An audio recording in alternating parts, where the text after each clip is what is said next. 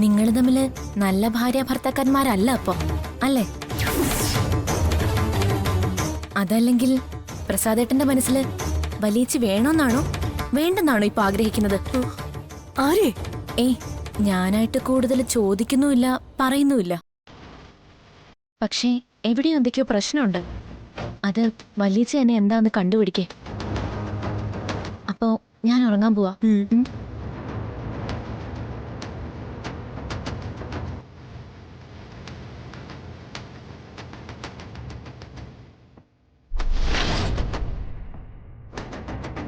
വലിയേട്ടൻ്റെ മനസ്സിലിപ്പോ നിറഞ്ഞു നിൽക്കുന്നത് മുഴുവൻ നമ്മുടെ അഞ്ജലിയേട്ടത്തി മാത്രമാണ്. നീ മറ്റാരെ കുറിച്ച് പറഞ്ഞിട്ടും അവസാനം അഞ്ജലിയിൽ എത്തിയില്ലേ കാര്യങ്ങൾ? എന്താ അതിൻ്റെ അർത്ഥം? നീ നല്ലൊരു ഭർത്താവാണെന്നല്ലേ?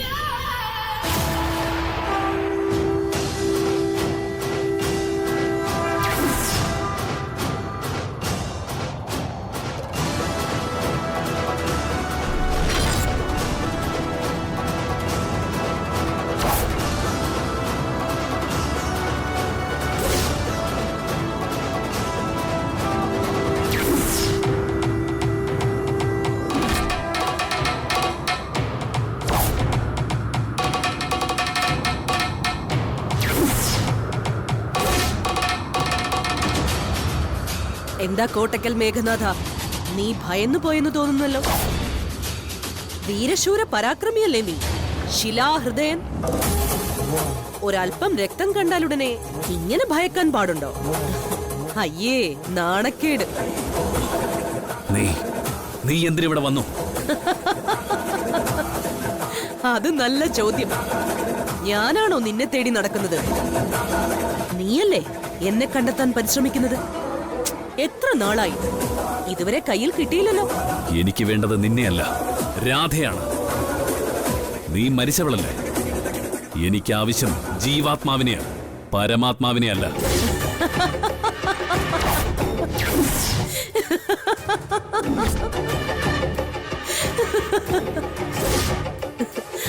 ആ ഉത്തരം എനിക്ക് ഇഷ്ടപ്പെട്ടു. പക്ഷേ ആ ജീവാത്മാവ് എങ്ങനെ പരമാത്മാവായെന്നൊന്ന് ആലോചിച്ചു നോക്ക്. എങ്ങനെ മരിച്ചു? അപകടമായിരുന്നോ? ആത്മഹത്യയായിരുന്നോ? അല്ലല്ലോ. അതൊരു കൊലപാതകമല്ലേ മേഘനാഥ? നീ നടത്തിയ കൊലപാതകം. പിന്നീട് നീ തൃപ്പങ്ങോട്ടുകാരെ വിശ്വസിപ്പിച്ചിരിക്കുന്നത് പോലെ ഏതോ മോഷ്ടാക്കൾ വന്ന് കുത്തിക്കവർച്ച നടത്തുന്നതിനിടയില് സംഭവിച്ചു പോയ കൊലപാതകമാണോ അത്? അല്ല. എനിക്ക് കുടിവെള്ളത്തിൽ വിഷം കലക്കി തന്ന് പലായനം ചെയ്ത എന്നെ വേട്ടയാടി പിന്നാലെ വന്ന് ചതിച്ച്. നിനക്കിപ്പോ എന്താ വേണ്ടത്? നീ എന്തിനാ ഇങ്ങോട്ട് വന്നത്? എനിക്കൊരുപാട് കാര്യങ്ങൾ വേണം മേഘനാഥ. എന്റെ ജീവനെടുത്ത നിന്നോട് കണക്ക് ചോദിക്കണ്ടേ ഞാൻ? എന്റെ അച്ഛന്റെ ജീവനെടുത്ത് നിന്റെ ജീവനെ ഇല്ലാതാക്കണ്ടേ? മതി. ദയവ് ചെയ്ത് ദയവ് ചെയ്ത് നീ ഇവിടുന്ന് പോ സുഭദ്രേ. നിനക്ക് എന്ത് വേണമെങ്കിലും ഞാൻ ചെയ്യാം. എന്നെ ഉപദ്രവിക്കരുത്. ഇനി എന്ത് ചെയ്യാൻ നിനക്ക് പറ്റും? ഒന്നുമില്ല. മരണശേഷം ഇപ്പോഴെങ്കിലും എന്റെ മകനെ കൊണ്ട് നീ എനിക്ക് ശ്രാദ്ധമൂട്ടിക്കണം. എന്താ പറ്റുമോ നിനക്ക്?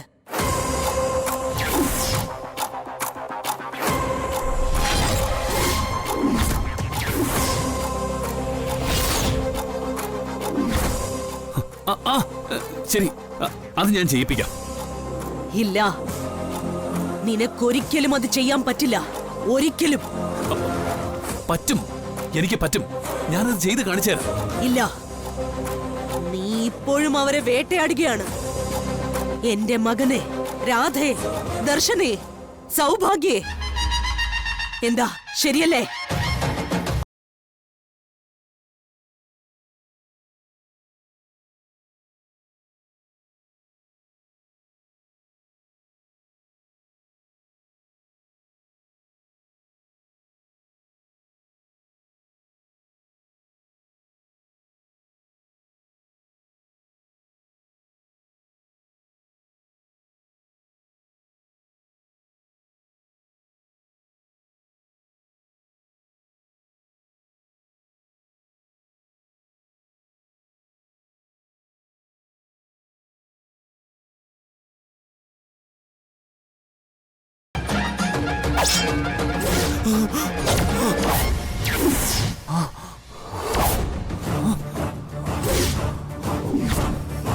വേണ്ട.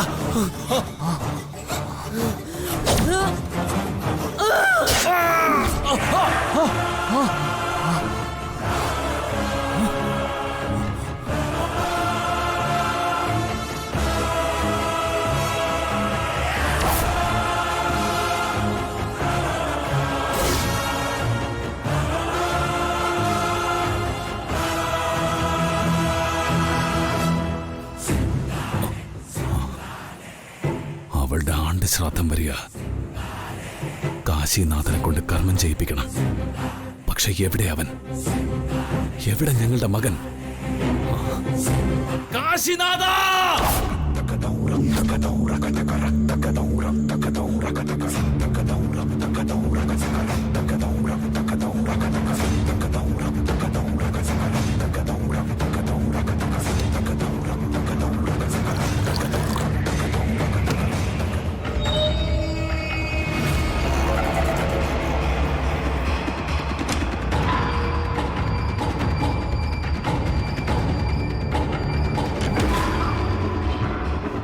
മേഘനാഥ,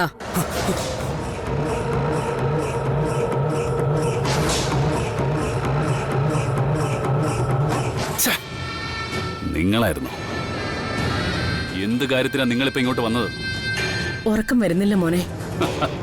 അത് സ്വാഭാവികം. കുബുദ്ധികളുടെയും കുൽസിത ചിന്തകളുടെയും ഈറ്റില്ലമാണല്ലോ നിങ്ങളുടെ മനസ്സ്. സമയത്ത് ഉറക്കം വന്നാലേ അതിശയുള്ളൂ.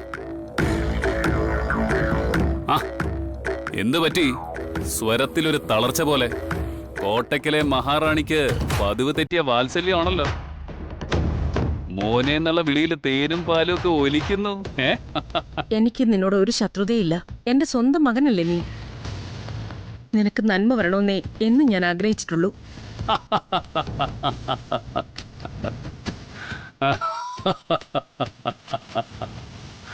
വന്നല്ലോ നന്മ വിളയാട്ടം. പകയുടെ പാലൂട്ടി എന്നെ വളർത്തിയിട്ട് നേട്ടങ്ങളുടെ കൊടുമുടിയിൽ നിൽക്കുകയാണല്ലോ മേഘനാഥൻ ഇപ്പോ. ഞാനാണോ തെറ്റുകാരി? ഞാൻ ജനിപ്പിച്ച മകൻ എവിടെയാണെന്ന് എനിക്കിപ്പോൾ അറിയില്ല. സുഭദ്രയുടെ നെഞ്ചിലേക്ക് ഞാൻ കയറ്റിയ വാള് പണിയിപ്പിച്ചു തന്നത് നിങ്ങളാ. അതിൽ പിന്നെ സമാധാനം എന്തെന്ന് ഞാൻ അറിഞ്ഞിട്ടില്ല. ഒരാത്മവിശകലനം നടത്തി നോക്കിയാൽ മനസ്സിലാവും ആർക്കാ തെറ്റ് പറ്റിയതെന്ന്. നീ കുറ്റപ്പെടുത്തിക്കൊള്ളൂ. പക്ഷേ ഇപ്പോഴല്ല അതിനുള്ള അവസരം. ഒരു വലിയ പ്രശ്നമുണ്ട് എനിക്കിപ്പോ. എന്ത് പ്രശ്നം? വേലയൻ. അവൻ എവിടെ പോയെന്ന് അറിയില്ല. എത്ര ശ്രമിച്ചിട്ടും ബന്ധപ്പെടാനേ പറ്റുന്നില്ല എനിക്കിപ്പോ. അതെന്റെ പ്രശ്നമല്ല. ആണ്. നീ അന്വേഷിക്കുന്ന രാധയുടെ പിന്നാലെ അവൻ പോയിരിക്കുന്നത്. വാട്ട്? രാധയുടെ പിന്നാലെയോ? അതെ, ഞാൻ അവനെ അയച്ചത്. വേലയിൽ എന്തെങ്കിലും സംഭവിച്ചാ അതിനർത്ഥം രാധ വീണ്ടും ജയിച്ചു എന്നാ. നീ തോൽപ്പിക്കപ്പെട്ടുവെന്നും. ദേ, വെറുതെ ഇല്ലാ കഥകൾ മെനയണ്ട. രാധയെ കണ്ടെത്താൻ മാത്രം പ്രാഗൽഭ്യമൊന്നും നിങ്ങൾക്കോ വേലയിനോ ഇല്ല. നീ അമ്മയെ വിശ്വസിക്ക്. വേലയും രാധയെ കണ്ടതാ. തെളിവുകളുണ്ട് അതിന്. എന്ത് തെളിവ്? നീ വേലയനെ ഇവിടുന്ന് പുറത്താക്കില്ലേ? ഒരു താൽക്കാലിക ജോലി ഏർപ്പാടാക്കി ഞാൻ വേലയനെ അയച്ചത് ദാമോദര കൈമളുടെ അടുത്തേക്കാ.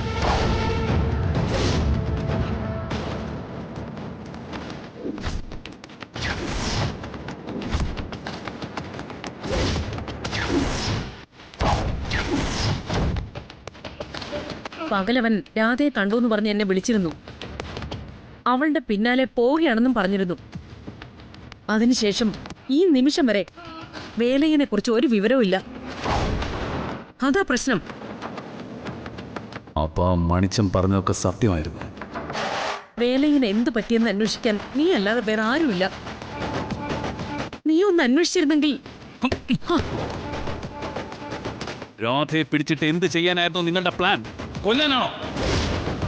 കൊന്നില്ലാതാക്കാനാണോ? ഉത്തരം പറയൂ, പറയാൻ. ഒരിക്കലുമല്ല. ഇനി ഒരിക്കലും നീയുള്ള ഈ നാട്ടിൽ നിൽക്കരുതെന്ന് എനിക്ക് പറയണമായിരുന്നു. നിന്റെ ജീവിതം അവൾ വന്നാൽ നശിക്കും. ആര് പറഞ്ഞു? ഇനി എന്റെ ജീവിതത്തിൽ എന്തെങ്കിലും ഒരു ലക്ഷ്യമുണ്ടെങ്കിൽ അത് രാധയെ സ്വന്തമാക്കുക എന്നുള്ളത് മാത്രമാണ്. അതെന്തെങ്കിലും ആവട്ടെ, വേലയുടെ കാര്യം. അവൻ എന്തെങ്കിലും സംഭവിച്ചാൽ പോലും എനിക്കൊന്നുമില്ല. പക്ഷെ നിങ്ങൾ കാര്യങ്ങൾ തുറന്നു പറയാൻ വൈകിയതാണ് എല്ലാ കുഴപ്പങ്ങൾക്കും കാരണമെന്നത് മറക്കരുത്. നേരത്തെ തുറന്ന് പറഞ്ഞിരുന്നെങ്കിൽ രാധ ഇപ്പോ ഈ വീട്ടിലുണ്ടായിരുന്നേനെ. സാരമില്ല, എനിക്കറിയാം എന്ത് വേണോന്ന്. ദാമോദര കൈമൾ സ്വർണം പണയത്തിനെടുത്ത് പൈസ കൊടുക്കുന്ന ആളല്ലേ? അതെ. ആ, എനിക്കറിയാം എന്റെ വഴി.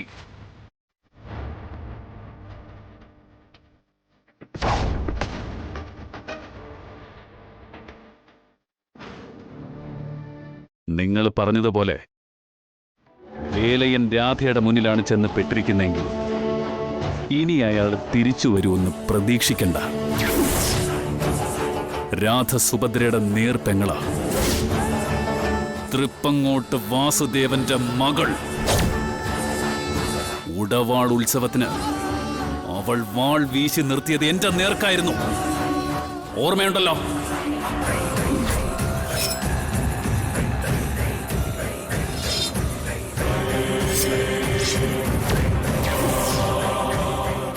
ആ രാധയുടെ കയ്യിൽ വളകൾ മാത്രമല്ല, വാളും വിളങ്ങും.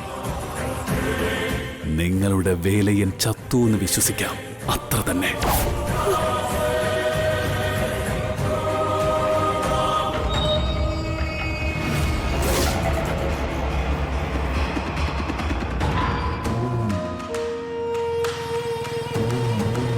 നിനക്ക് മാത്രമല്ലേ ലോഡ്ജിൽ റൂം എടുക്കാൻ പേടിയുള്ളൂ. നീ എന്റെ കൂടെ പോന്നു കഴിഞ്ഞപ്പോ നിന്റെ ഭർത്താവ് എവിടെങ്കിലും പോയി റൂം എടുത്ത് കാണും. അതിന് സാധ്യതയില്ല. പിന്നല്ലാതെ വഴി കിടക്കാനോ? നല്ല കഥയായി. ഇവിടെ മനുഷ്യർക്ക് രാത്രി പുറത്തിറങ്ങാൻ പറ്റില്ല. ഒന്നും രണ്ടും അല്ല, 100 കണക്കിന് കൊതുകുകൾ ഒന്ന് പൊതിയും. കള്ളന്മാരും പിടിച്ചു പറിക്കാരും വേറെ. എല്ലാരും കൂടെ വീതം വെച്ച് കഴിയുമ്പോഴേ ബാക്കി എന്ത് കിട്ടാനാ? ചുണ്ണാമ്പ് ചോദിച്ചു വരുന്ന യക്ഷികള് മനുഷ്യന്റെ എല്ലും പല്ലും മുടിയും മാത്രമേ ബാക്കി വെക്കൂന്നാ പറയാറ്. ഇവിടെ വഴി കിടന്നാ പിന്നെ അത്ര പോലും ബാക്കി കിട്ടിയെന്ന് വരില്ല. എങ്കിൽ പിന്നെ ചേച്ചിക്ക് മുരളിയേട്ടനെ കൂടി ഇന്നലെ വീട്ടിലേക്ക് കൂട്ടിക്കൂടായിരുന്നോ? തിണ്ണയിലോ മുറ്റത്ത് കിടക്കുമായിരുന്നല്ലോ. ഇത്ര റിസ്കും ഇല്ലായിരുന്നു. എനിക്ക് നിങ്ങളെ ശരിക്കും അറിയില്ലല്ലോ. ആരതി ഒരു പെൺകുട്ടിയാണല്ലോ എന്ന് കരുതിയാ ഞാൻ റിസ്ക് എടുത്തത്. അയാളുടെ കാര്യത്തില് അതിന്റെ ആവശ്യമില്ലല്ലോ.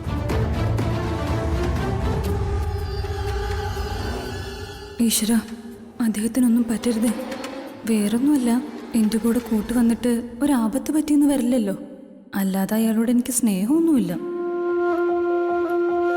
ആരതി എന്താ ആലോചിക്കുന്നത്? അല്ല, ഇന്നലെ ചേച്ചിയെ കണ്ടുമുട്ടിയത് എന്റെ ഭാഗ്യമായല്ലോ എന്ന് ഓർക്കുമായിരുന്നു.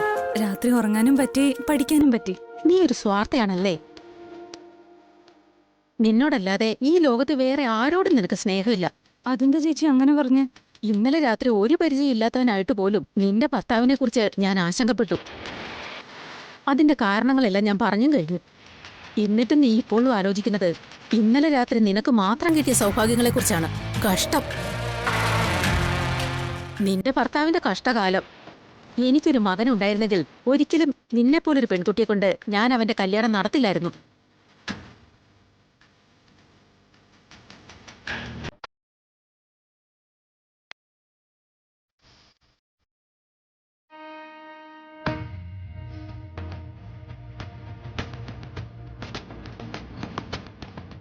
ആ പയ്യൻ എവിടെ പോയി? ഇനി എന്തെങ്കിലും അപകടം പറ്റി കാണുമോ? മുരളേട്ടാ, മുരളേട്ടാ. നീ പാനിക് ആവാതെ വേഗം ഫോൺ എടുത്ത് വിളിച്ചു നോക്ക്.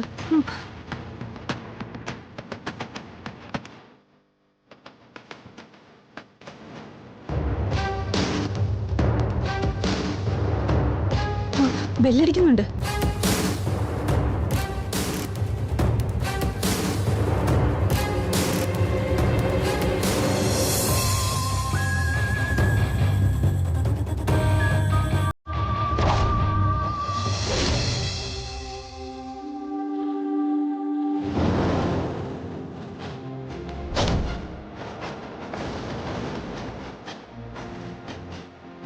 മുരളേട്ടാ, മുരളേട്ടാ, മുരളേട്ടാ. അയ്യോ,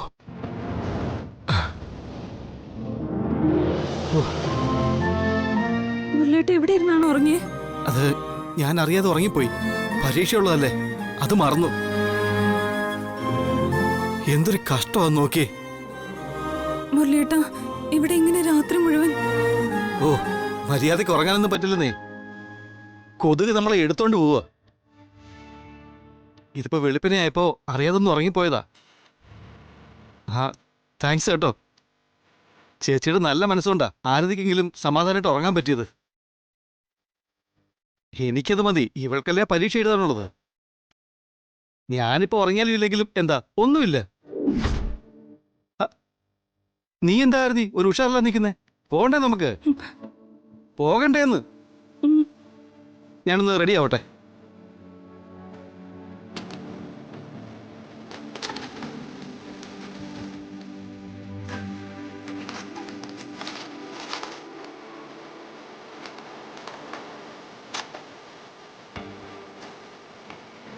ഞാൻ റെഡിയാ, പോവാം. മുരളേട്ടനൊന്ന് ഫ്രഷ് ആവെങ്കിലും വേണ്ടേ? ഇന്നത്തെ പ്രധാന കാര്യം പരീക്ഷയാ. അതുകൊണ്ട് തന്നെ എന്റെ കുളിയും പല്ലുവെപ്പൊക്കെ ഇപ്പൊ കഴിഞ്ഞു. വാ പോവാം. ആ ചേച്ചി, ഒത്തിരി താങ്ക്സ് കേട്ടോ. പിന്നെ കാണാം, സമയമില്ല. ഞാൻ ഒരു ഓട്ടോ പിടിക്കാം. നീ വാ. ഇതാ വരുന്നു.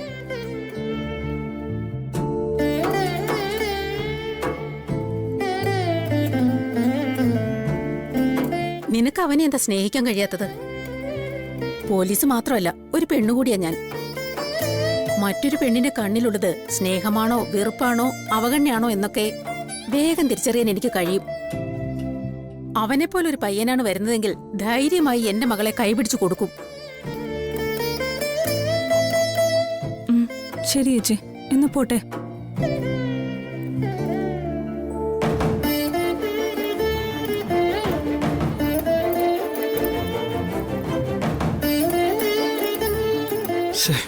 സമയമായല്ലോ.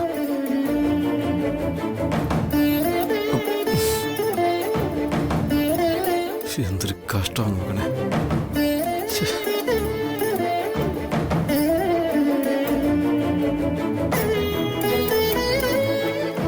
എന്താ എന്താന്ന്?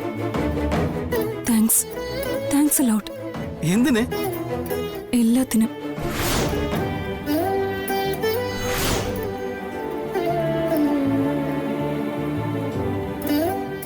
അയ്യോ, എക്സാമിന് സമയം വന്നു. വാ, വന്നേ.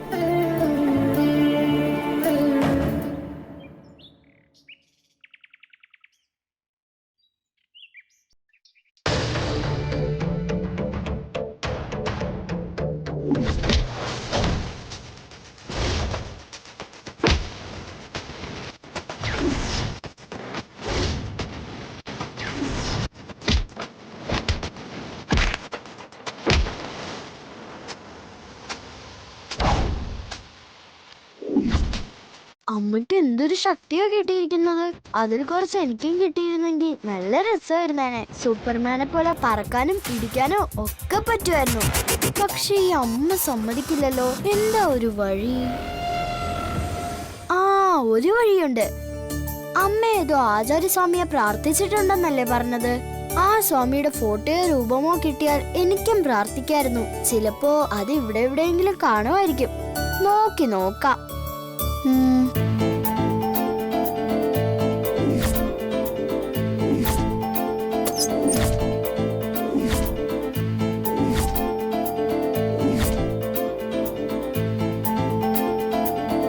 അച്ചൂട്ടാ, ഇതെന്താ ഇവിടെ നിന്ന് കറക്കവും മോളോട്ട് നോട്ടവും ഒക്കെ? വല്ല പല്ലിയും വായിലോട്ട് വീഴും കേട്ടാ. പുഷ്പൻ ചേട്ടൻ എന്താ എന്നെ കളിയാക്കാൻ വന്നതാണോ? ഞാനൊരു സത്യം പറഞ്ഞതല്ലേ. ഇത്തരത്തിൽ കൂടി പല്ലിയും എട്ടുകാലിയും ഒക്കെ ഓടുന്നതല്ലേ. മോൻ കണ്ടിട്ടില്ലേ അതൊക്കെ? ഉണ്ട്. പക്ഷെ ചിലന്തി കടിച്ചാൽ നല്ലതല്ലേ? നല്ലതോ? അയ്യോ എന്റെ മോനെ, തടി കിട്ടിയ ഭാഗം വീർത്ത് ചീഞ്ഞ് നാശമാകും, അത്ര തന്നെ. പക്ഷേ സ്പൈഡർമാൻ സൂപ്പർ ഹീറോ ആയത് ചിലന്തി കടിച്ചിട്ടാണല്ലോ. അതിൽ പിന്നെയാ സ്പൈഡർമാന് പറക്കാനും കൈ മലർത്തി ടിഷോ എന്ന് വെച്ചാൽ വല നെയ്യാനും ഒക്കെ സാധിച്ചത്. ഓ, അതൊക്കെ കഥയല്ലേ മോനെ. കഥ വേറെ, ജീവിതം വേറെ. ജീവിതത്തിൽ ആരെങ്കിലും വല നെയ്യുന്നതും ശത്രുക്കളെ ഇടിക്കുന്നതും ഒക്കെ കണ്ടിട്ടുണ്ടോ? ഇല്ലല്ലോ. ഉണ്ടല്ലോ, കണ്ണ് നിറച്ച് കണ്ടിട്ടുണ്ട്. ഇടിക്കുന്നതും തൊഴിക്കുന്നതും പറപ്പിക്കുന്നതും ഒക്കെ.